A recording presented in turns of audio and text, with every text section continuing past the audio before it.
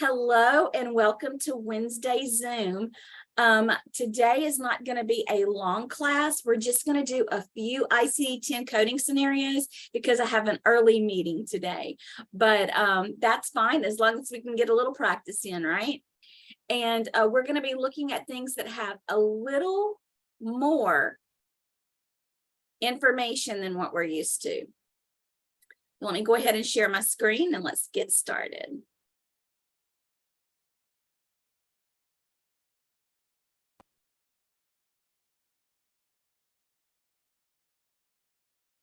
Okay, so here's our scenario.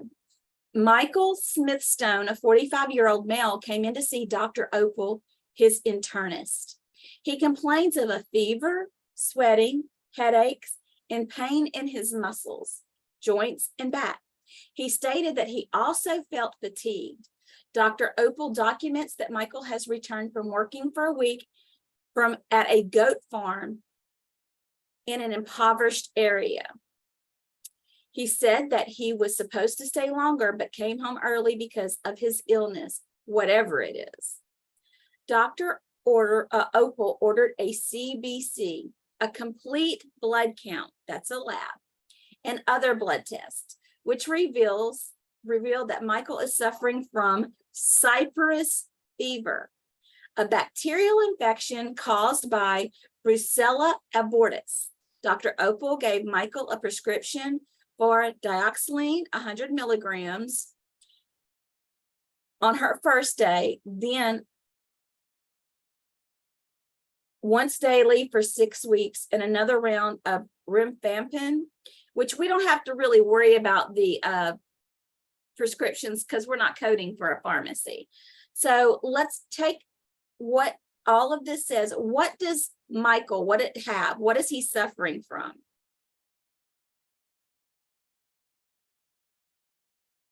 Cyprus fever.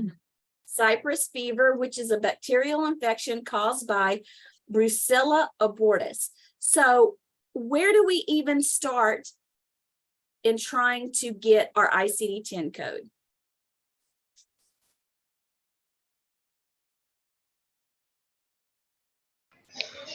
I would look under Cyprus fever. Do we look under Cyprus fever or do we start with fever? Fever. Okay, let's start there and see what it tells us.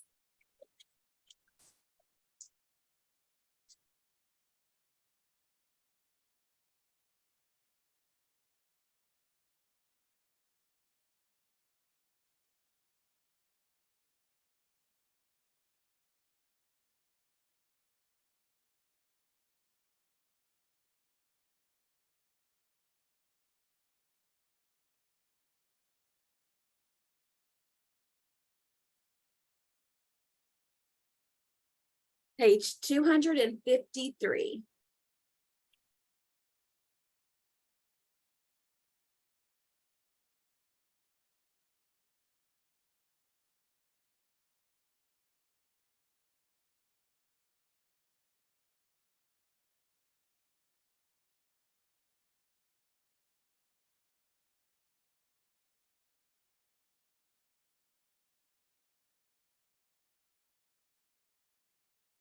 Let me know when you find it and what it says.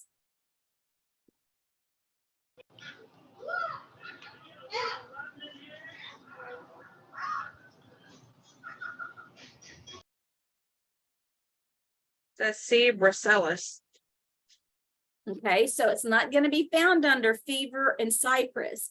So whenever we read this, it says Cyprus fever, an infection caused by Brucella abortus. So how are we supposed to know? So going to fever was the proper first step, but now we need to go to Brucellus.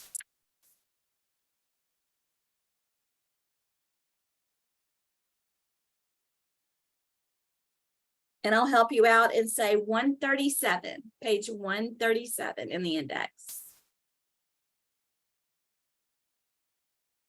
It's on the last column at the very bottom.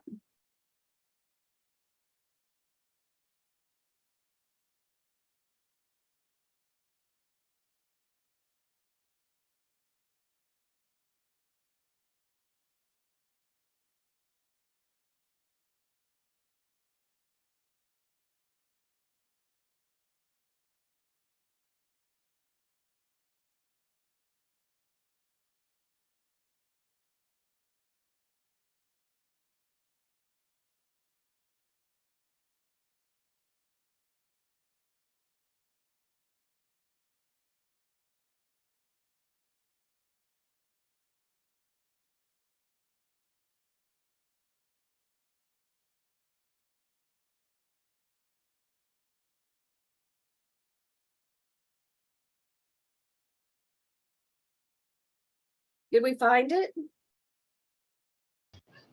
I did. Page 137 towards the bottom. Okay, so it says brucellus infection is A23.9, but let's move down a little bit. So it says brucellus abortus. Is that what we're looking for? Yes. Yeah. It says A23.1. Okay, now I have gone to the tabular and on page 657, it has A23.1. It says brucellus due to Brucella abortus. So that is the right code. So A23.1 is correct.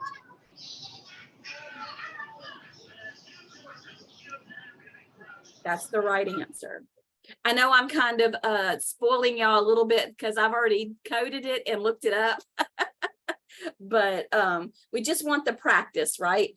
Now we're going to do these 4 together, and then we'll be done for the day. And then we'll have some more. See, I've got so many more things, but today we'll just do these 4. So let's look at number 1. Ralph Flower, a 27-year-old male, presents today for his annual flu vaccination. So we need to stop and think. Do you guys remember Z codes? So this is going to be an encounter for vaccination. Now, if you labeled and you feel comfortable, you will know exactly where to go. If not, let's just start at the beginning, which is okay. We don't have to label and know exactly where anything is because we know what to look up. So encounter.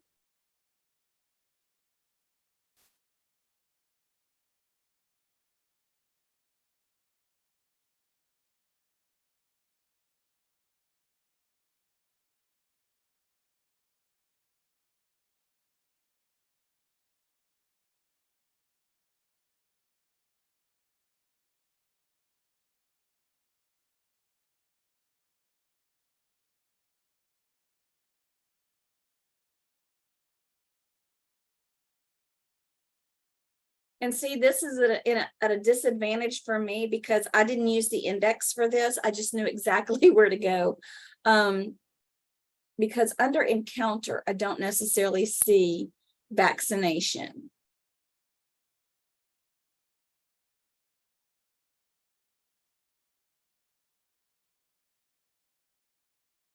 Or should we be looking up immunization?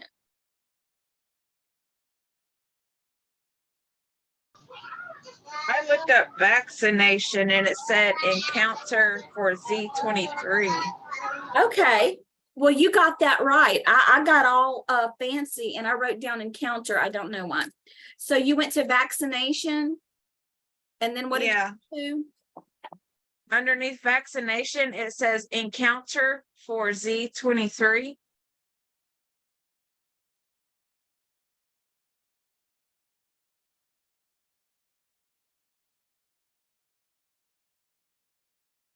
That is the correct answer.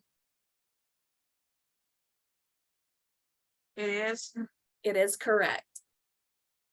Uh, It does not specify flu when you go to Z23, but Z23 cannot be used as your primary code either. But we're just coding exactly what they're giving us here. So encounter didn't work, but vaccination did. So good job, Stacy. Your answer is Z23. And again, I knew where that was in my ICD-10 and the Z codes, and I had it labeled already. So I didn't even try to look that up. So good job, Stacy, for that. Let's move to number 2. Arena Castles, a 43-year-old female, presents today with a few pimples on her chest. Dr. Moss noticed some slight redness and swelling in the area and ordered blood tests. The results of the blood tests confirmed the diagnosis that Arena is a carrier of staphylococcal methicillin resistant, so MRSA. Okay, so MRSA stands for methicillin resistant Staphylococcus aureus. So you're thinking, okay, what do we look up? Because I know that's what I was thinking. I was like, okay, where do we go from here? But we actually start in Staphylococcus.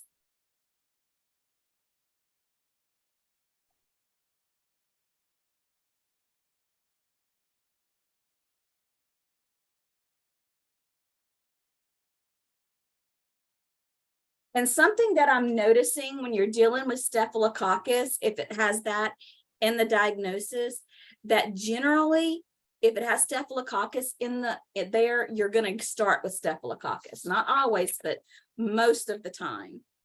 So Staphylococcus, let's see, STA.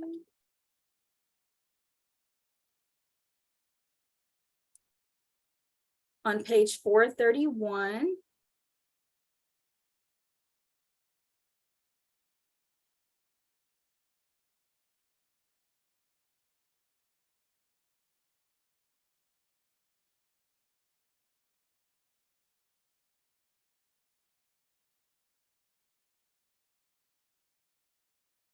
It's on the last column on page 431, and it says Staphylococcus, staphylococcal. It says, as cause of disease classified elsewhere. It's not giving us a disease classified elsewhere. And it says, then it says ARIS underneath that, methicillin susceptible, MSSA, but that's not what we're looking for. We're looking for MRSA. Then we go down one more, methicillin resistant, MRSA, and it gives us a code. Do you guys see that code? Page 431. B95.62. B95.62. So you just have to be careful here. You could have gotten mixed up and thought it was MSSA, but because we double checked our scenario, or I did, it was MRSA. B95.62 is the correct answer.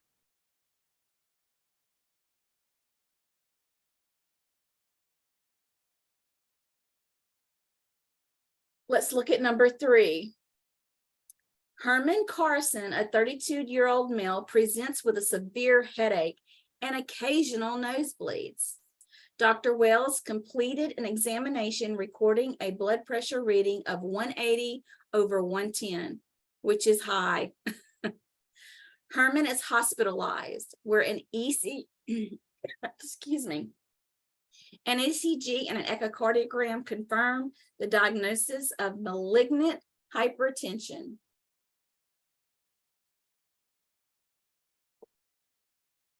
So what is our diagnosis? Malignant hypertension.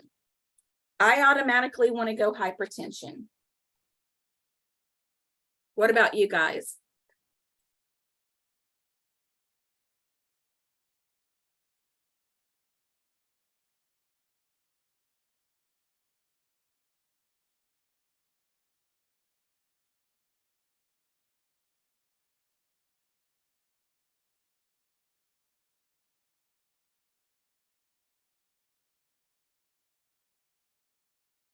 Okay, I found hypertension, comma, hypertensive on page 299.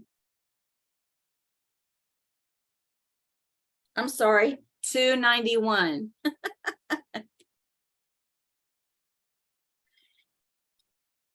It's on the last column at the bottom, hypertension, hypertensive, accelerated, benign, essential, idiopathic, malignant, and systemic, and it gives us a code. Let me know when you see that code.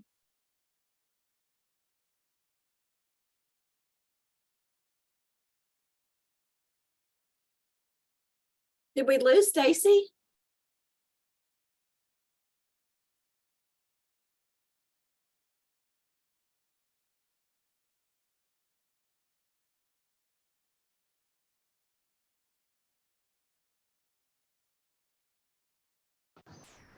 I'm sure she'll be back. Yeah. Did you find hypertension, hypertensive, and did you find a code, Victoria? Yes, ma'am. What you get? I got I-10 because at the top with hypertension, hypertensive, in parentheses, it puts malignant. Right. That's perfect. The answer is I-10. If you code cardiology, you're going to know this code. I'll never forget it as long as I live. There's Stacy, she's back with us now. Stacy, the code for malignant hypertension is I-10. All right, so let's move to number 4. Anna Blanks, a 62-year-old female, presents with a cyst on the anterior wall of her vagina. After an examination, Dr. Hervey takes a tissue biopsy and orders a CT scan. Anna is diagnosed with a primary malignant neoplasm of the Skene's gland. All right, so we can do this 2 ways. We can use our neoplasm table, which I know Stacy doesn't like because it is a little bit cross. It makes you look cross-eyed. Or we can look it up in the index. I'm gonna say let's do it, and then at the end, I want to come together with the code. And let's say 3 minutes. I'm gonna set a timer for 3 minutes. Let's see how quickly. Do y'all think 3 minutes is enough, or should we do 2?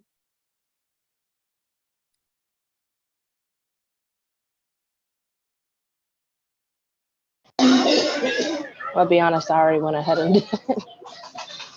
Victoria. I'm sorry. Okay, so we're gonna set a timer for 2 minutes, and Victoria doesn't get to play because she. All right, go. Victoria already went. Victoria, how did you look yours up? Did you look it up in the index or did you use the neoplasm table? I used the neoplasm table. Yeah, me too. That's how I did it. Although it does take me a minute, I have to, every time I look at it, I have to get re-familiar with it. At first, I didn't understand how to look at the neoplasm table. Then me and my mom kind of like tackled it together, and I got a better understanding of it. Yeah, I have to use the top to see where I'm at. Like if it says like scan, I have to look at what it's listing at the top of the page in order to understand what's in that page, because it is a beast. Yeah.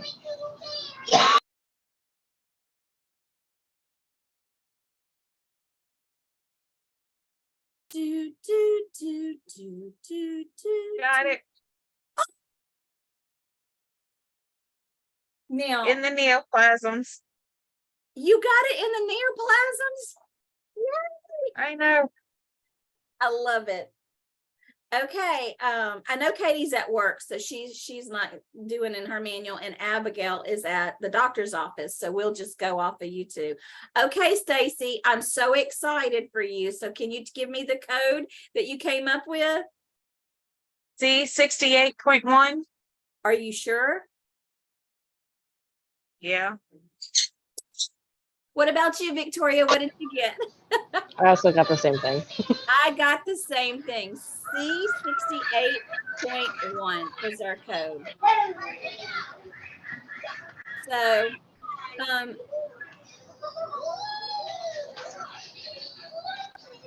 know that we just in just a few scenarios, but I want to tell you guys, I see a huge difference in your confidence.